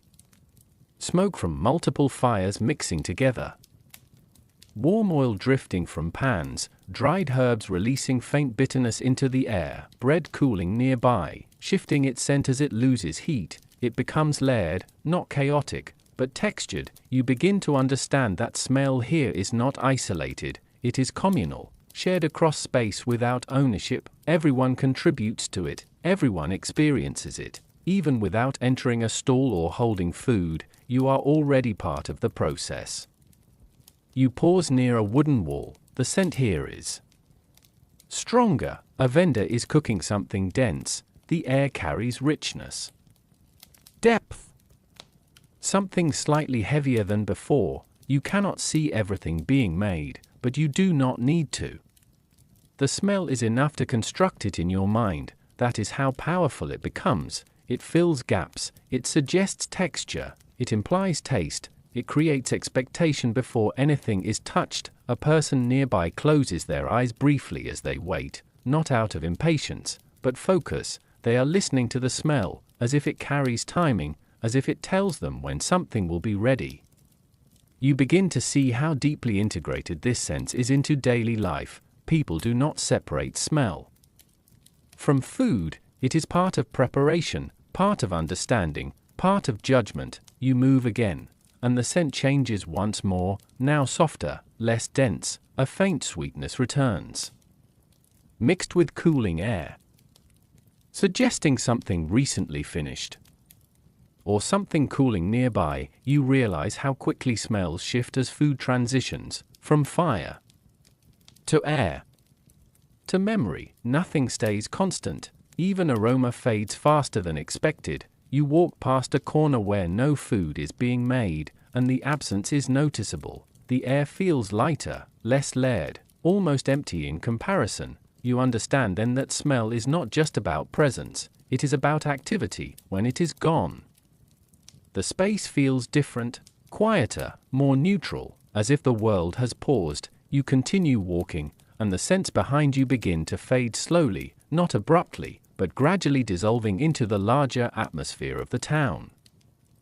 What remains is a mixture of everything you've passed, not distinct anymore, but blended, a memory carried by air itself, and you realize something quietly important. In this world, smell is not just sensory, it is narrative. It tells the story of where you are, what is happening, and what has just passed. Even when nothing is visible, the air remembers, and as you move forward, you carry those invisible layers with you, quietly, continuously, as part of the world itself. Stillness is not always possible here. Life continues between places, between tasks, between streets, between moments of pause that are never fully long enough, and so people learn to move with what they carry. You notice it first in motion, a figure walking slowly through the street, not empty-handed this time. Something small rests in their grip, warm, slightly wrapped, still holding shape despite movement. They do not stop, not because they cannot, but because they do not need to. Eating here does not always require stillness, it adapts. You follow at a distance. The street is wider now again, but not crowded. Movement flows through it like a quiet current, people crossing paths without collision, each absorbed in their own rhythm, and within that rhythm, food continues. A bite is taken while walking, not hurried, but practiced, careful enough to avoid dropping it, slow enough to still feel it. There is no interruption in their pace, no separation between eating and moving. Both exist together. You begin to notice how common this is: a laborer walking toward work, chewing slowly between steps, a woman adjusting a cloth wrap while occasionally taking small bites, a young boy pausing only briefly at a corner before continuing onward, food still in hand. It is not rushed, but it is continuous. You realize something subtle in this world. Stopping completely is a luxury of time. And time is not always available in large amounts, so food becomes flexible. It adapts to movement, it travels with people. You pass a small bridge, below it water moves slowly, reflecting soft light above it. People cross, each carrying their own small portion of warmth or sustenance. The smell of food is weaker here, carried instead by proximity, not concentration. You notice how wrapping becomes important. Simple cloth, leaves, rough coverings, not for presentation, but for function, to keep food warm enough, to protect it from dust, to allow it to be held without effort. A man sitting briefly on a stone edge takes a bite, then stands again almost immediately, not because he is finished, but because he is not stopping his day. The food follows him, not the other way around. You continue walking, and now you see something else. A vendor handing out portions that are already designed for movement, smaller pieces, easier shapes, less fragile textures. Not everything is meant to be eaten at a table or fire. Some things are shaped for hands that are in motion. You watch as someone receives one and immediately continues walking. No pause, just a small shift of attention downward for a moment, then forward again. The world does not break for food, it accommodates it. You notice how eating on the go changes perception. Flavors are not explored deeply, they are experienced in fragments, between steps, between turns, between passing moments of awareness. A bite taken while moving feels different than one taken in stillness, less focused, but more integrated into life. You realize that here, food is not always an event. Sometimes it is background support, something that allows everything else to continue. You pass another street corner. A small cluster of people stands briefly, but even they are not fully still. Some lean while eating, others shift weight from foot to foot. Even pauses here feel temporary, nothing fully stops. You notice how carefully people manage their food while walking. There is a rhythm to it, a balance between attention to movement and attention to eating. Too fast, and it is wasted.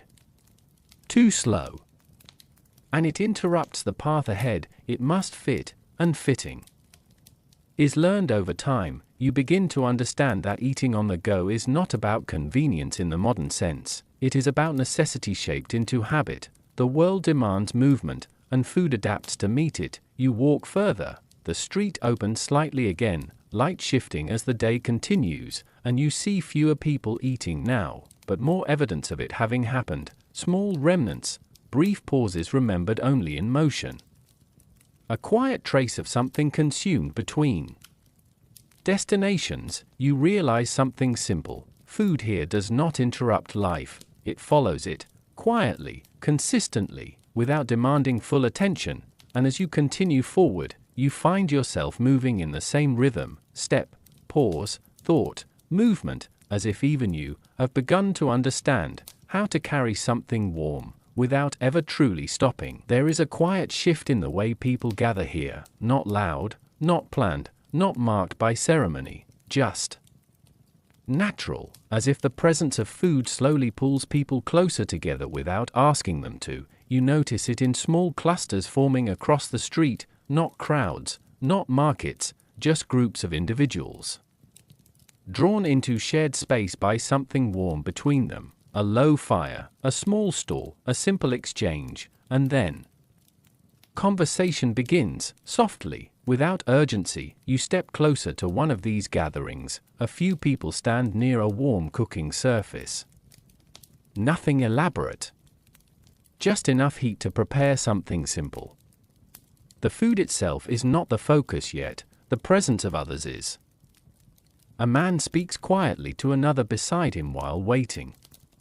His words are not loud enough to stand out from the ambient sound of the street.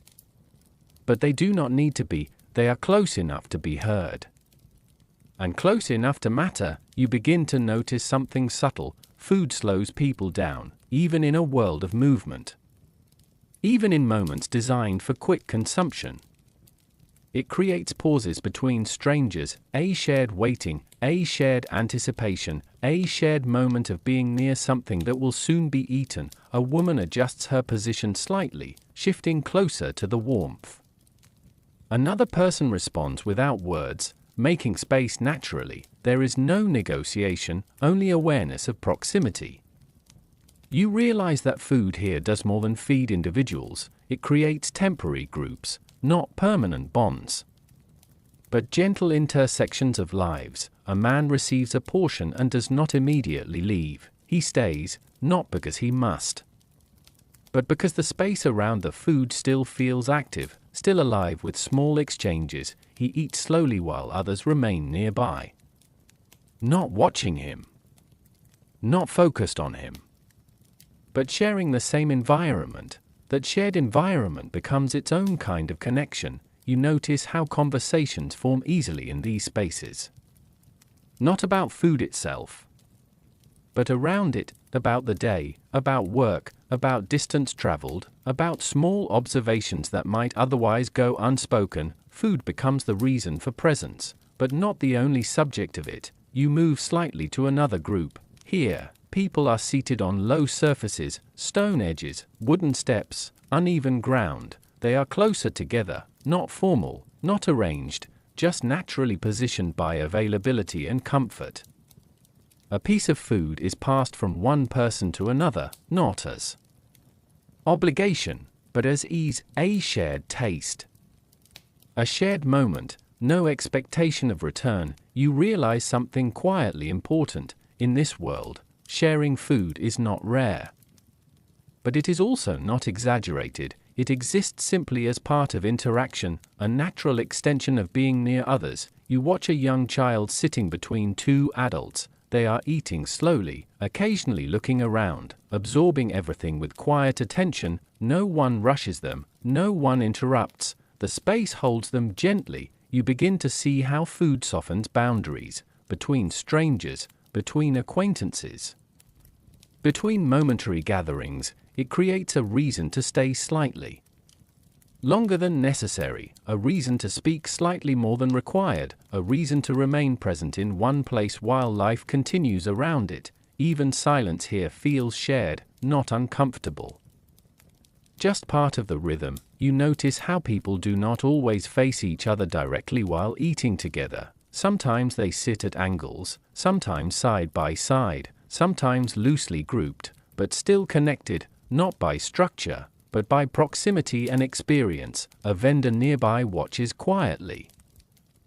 Not interfering, not directing, just observing the small social patterns forming around the food they prepared. There is understanding in their stillness. They know this is part of what they offer, not just nourishment, but space. You begin to realize that food in this world is not only about individual satisfaction, it is also about creating brief communities, temporary gatherings of people who may never meet again in the same way. A shared moment that exists only because something was prepared. And people were drawn to it at the same time. You watch as one group begins to slowly disperse, not abruptly, but gradually. One person leaves. Then another. Then another, each return to their own path. But something remains behind, not conversation, not physical trace, only the feeling of having been together briefly. You stand still for a moment, watching the space they leave behind. It is not empty in the way it was before. Something has changed, a small memory embedded into the place itself, and you understand now, food here does not just fill time, it gathers it, brings people together. Briefly. Gently. Without forcing permanence, and then releases them again, back into movement, back into distance, back into their own separate paths, but never quite as isolated as before, because something shared, even briefly, always leaves a trace. Not everything in this world fits neatly into expectation. Some foods appear simple at first glance, until you realize they are not what you assumed. You begin to notice this as you walk through a less familiar part of the town. The stalls here are smaller, less structured, less predictable. There is no clear pattern to what is being offered. Instead, a variety of small, unexpected items appear side by side. Some look familiar at first: grain, bread, cooked dough, but the details reveal differences that are not immediately obvious. Shapes are irregular, textures vary more than expected, and preparation methods feel less standardized than before. You stop at one stall. The vendor places a few items on a simple wooden surface. At first, they seem ordinary, but as you look closer, you realize they are not. A simple dough-based item may include unexpected fillings. A grain mixture might be shaped in unfamiliar ways. Even fried pieces that resemble earlier foods carry subtle differences in taste or preparation that set them apart. Nothing here is labeled. Everything is discovered. You watch as a buyer hesitates briefly before choosing something, not out of fear, but curiosity. There is a quiet acceptance here that not everything will be immediately recognizable. And that uncertainty is normal. A small portion is handed over. The person looks at it briefly, turning it slightly in their hand. It looks simple, but unfamiliar enough to require attention. You notice how often this happens in quieter markets. Food that does not fully explain itself at first glance. You move closer. Another item is being prepared nearby. It looks like bread, but the shape is slightly unusual, thicker in some parts, thinner in others, as if it was formed quickly without strict shaping. It is placed near heat and begins to change slowly. You realize something important. In this world, surprise does not come from complexity, but from variation, small differences in preparation, unusual combinations of available ingredients, local habits that do not always match what you have seen before.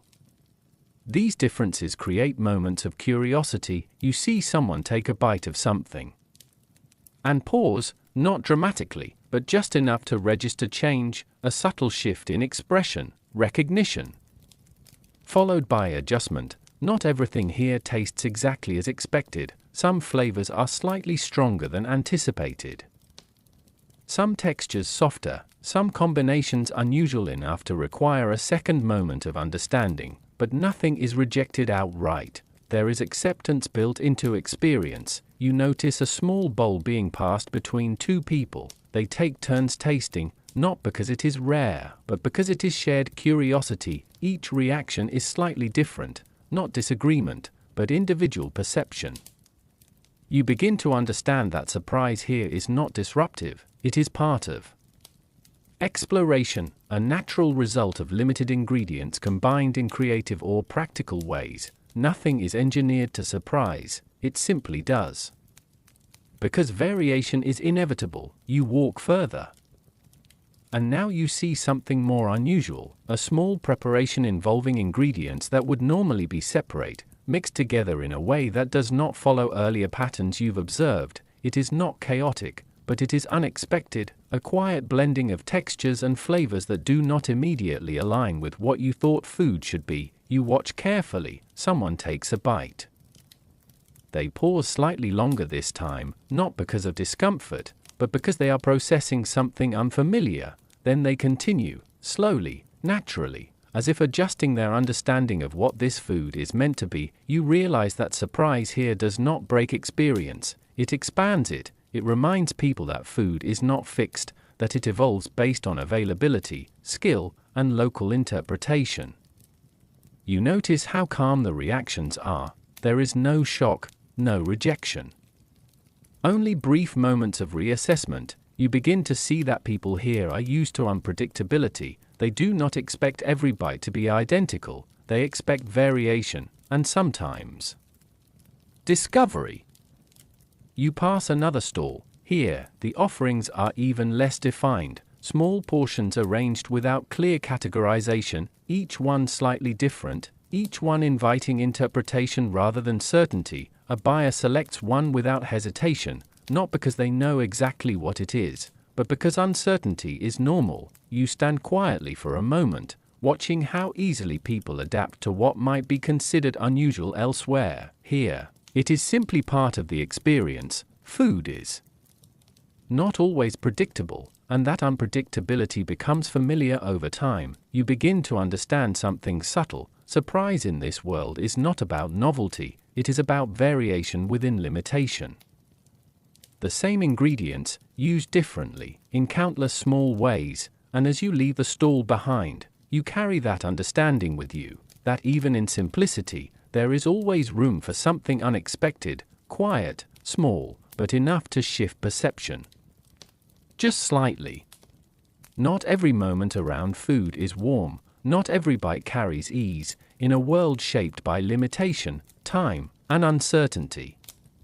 There are also moments when expectation and reality do not align. You begin to notice this as you move into a less refined part of the town. The streets here feel older, not in history, but in use, surfaces worn down by constant passage. Wooden stalls slightly uneven. Fire smaller, less controlled.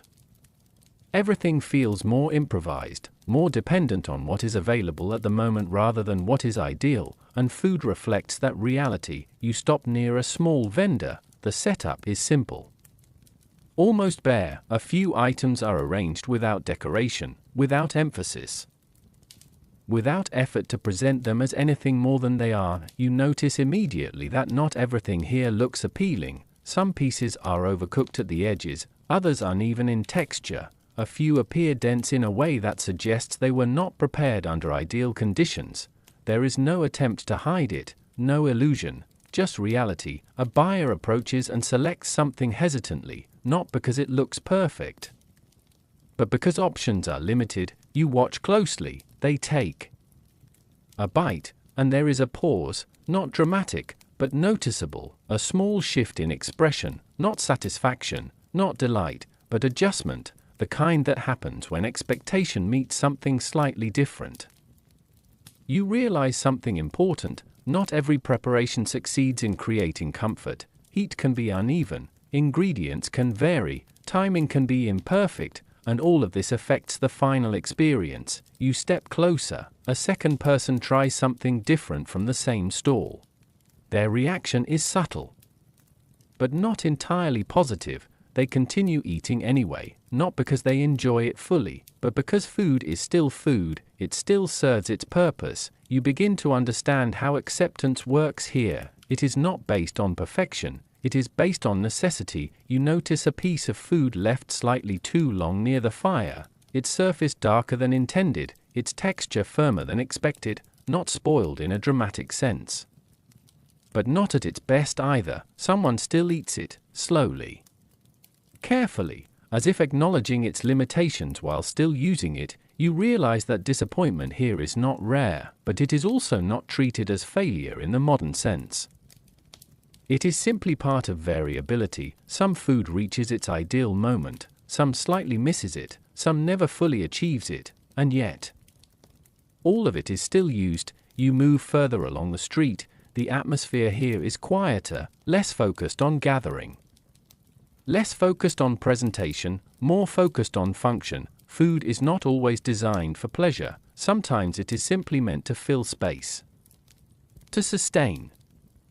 To continue the day, you watch a man break apart a piece of dense food. It resists slightly more than expected. He adjusts his grip and continues, not frustrated, just adapting. The texture is not soft, not smooth, not what one might hope for in an ideal version. But it is still eaten, because alternatives are not guaranteed.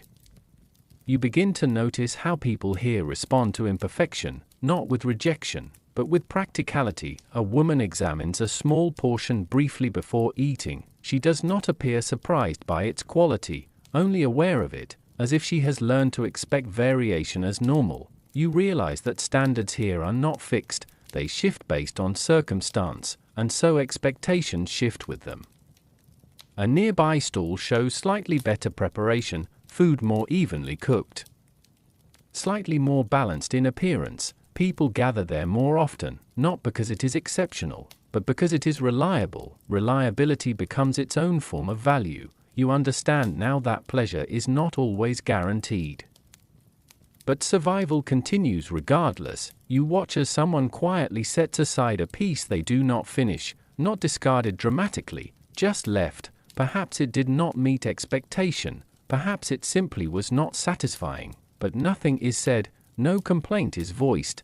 It is simply part of the flow of experience. You stand still for a moment, observing how food in this world carries both success and imperfection without distinction in treatment. Everything is part of the same system. You begin to realize something subtle. In a world without abundance, disappointment does not stop use, it only changes perception. A slightly dry texture, a slightly uneven flavor, a moment that does not fully satisfy. These are not interruptions, they are variations within survival, and as you leave this street behind, you understand that even when food is not pleasant, it still plays its role, quietly, continuously, without pause. Comfort here is not defined by richness, it is not defined by sweetness or abundance, it is something quieter, something remembered more than described. You notice it in the way people return to certain foods without hesitation, not because they are special, but because they are familiar. You find yourself in a calmer part of the town again. The light is softer here, the streets less dense, the movement slower, more relaxed. There is no urgency in the air, only continuity. A small fire burns near a stone wall, surrounded by a few people who are not actively trading or moving goods. They are simply present, sitting, holding food, eating without distraction. You approach slowly.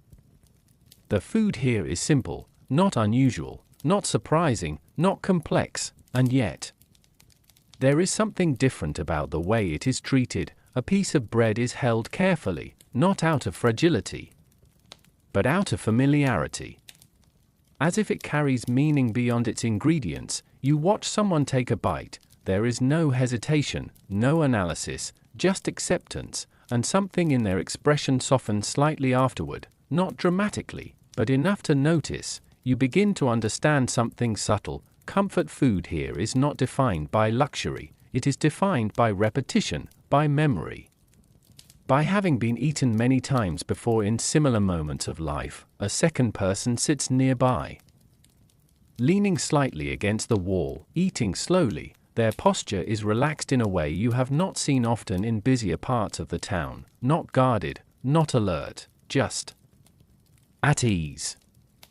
The food they hold is simple and unremarkable in appearance, but it is not judged by appearance, it is judged by what it represents. You notice how often people return to the same kinds of meals when they are not seeking novelty, not exploration, not surprise, but steadiness. A man nearby breaks a piece of food into smaller parts before eating it, not because it is necessary, but because it is habitual, a motion learned over time.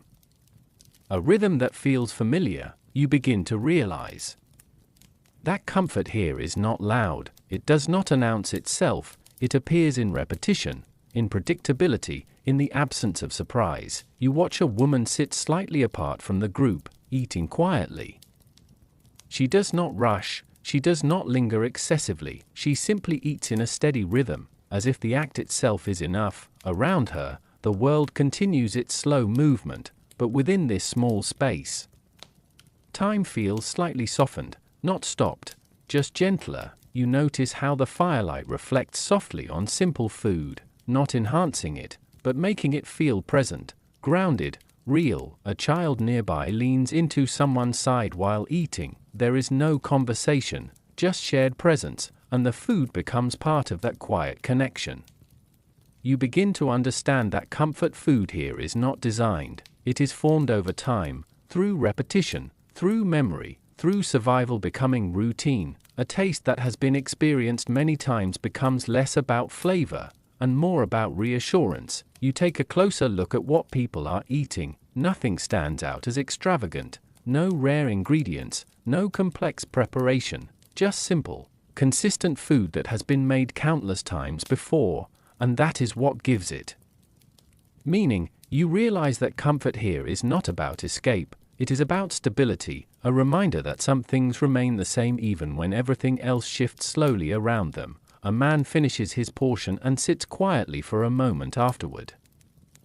Not because he is full in a dramatic sense, but because the moment itself feels complete. No need to rush away, no need to seek something different immediately. You notice how this stillness spreads slightly among the group, not imposed, not organized, just shared, a quiet pause that exists because everyone understands it without needing to speak. You begin to feel it too, this sense of ease that comes not from what is eaten, but from how often it has been eaten before. You stand quietly for a moment longer, watching the fire flicker softly, listening to low movement and soft breathing around you, and you realize something simple. Comfort food here is not defined by indulgence.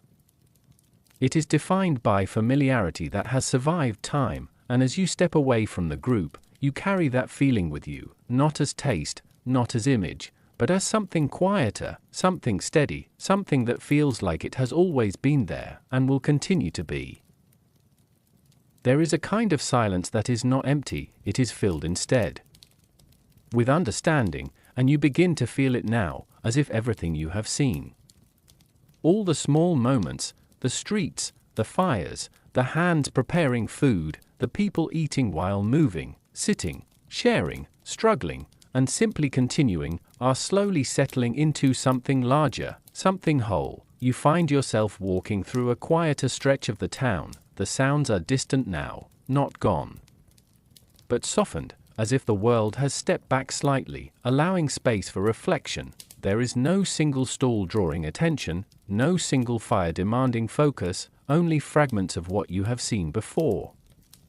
A half-burnt glow of a cooking place, a piece of bread resting on stone, a person sitting alone, finishing a meal without urgency, another walking slowly, still eating, disappearing into distance. All of it feels connected now, not as separate scenes, but as one continuous rhythm of life. You realize something simple. In this world, food was never just a moment of eating, it was movement, it was pause, it was survival, it was comfort. It was uncertainty, it was gathering, it was solitude, it existed in every possible form of human experience. Depending on time, place, and need, you sit for a moment, not because you are tired, but because everything feels slightly heavier in memory than in presence. You think about how simple most of it was: bread, grain, fat, oil, fruit, fire, no excess, no abundance in the modern sense, and yet, within those limitations, people created variety, quick bites, shared meals, unexpected combinations, familiar comforts, imperfect outcomes, moments of surprise, moments of disappointment, all of it woven into daily life without separation. You begin to understand something quietly profound. Food was not separate from life here, it was embedded inside it, not an experience outside of time, but something that moved with time itself. You recall the warmth of freshly cooked food, the brief sweetness of something simple, the heaviness of richer flavors, the texture that lingered longer than expected, the smell that guided people before sight, the movement of eating while walking, the quiet gatherings that formed without planning. Each memory feels small on its own, but together they form something larger, a portrait of a world that lived through repetition rather than abundance, through adaptation rather than choice, through familiarity rather than novelty. You look up slightly, the sky is calm, evening settling gently over the town, and for a moment everything feels suspended, not dramatic, just still. You realize that what you have been watching all along was not just food, it was how people filled their time, how they managed their days, how they found small moments of relief inside long stretches of ordinary life. Food was simply the most visible form of that rhythm. You stand again, slowly, and begin to walk. The streets ahead are quieter now, not because they have changed, but because your attention has. Everything feels slightly softer than before, less defined, more connected, and as you move forward, you notice something subtle. The world continues exactly as it always did. People still walk, still eat, still gather briefly and separate again, still move through their days with quiet repetition, but now, it feels different to you, like something once overlooked has become visible. And that awareness does not fade, it lingers, gently, as you continue walking away from the town center. The last traces of cooking smoke drift upward into the evening air, and you realize something you cannot fully name, that even the simplest meals, even the smallest snacks, even the most ordinary bites of food, once carried entire lives within them, and perhaps still do, just in places you have only begun to notice. The world does not change, only how closely you are willing to look at it, and as the street slowly disappears behind you, that thought remains, quiet, unfinished, like something still waiting to be understood.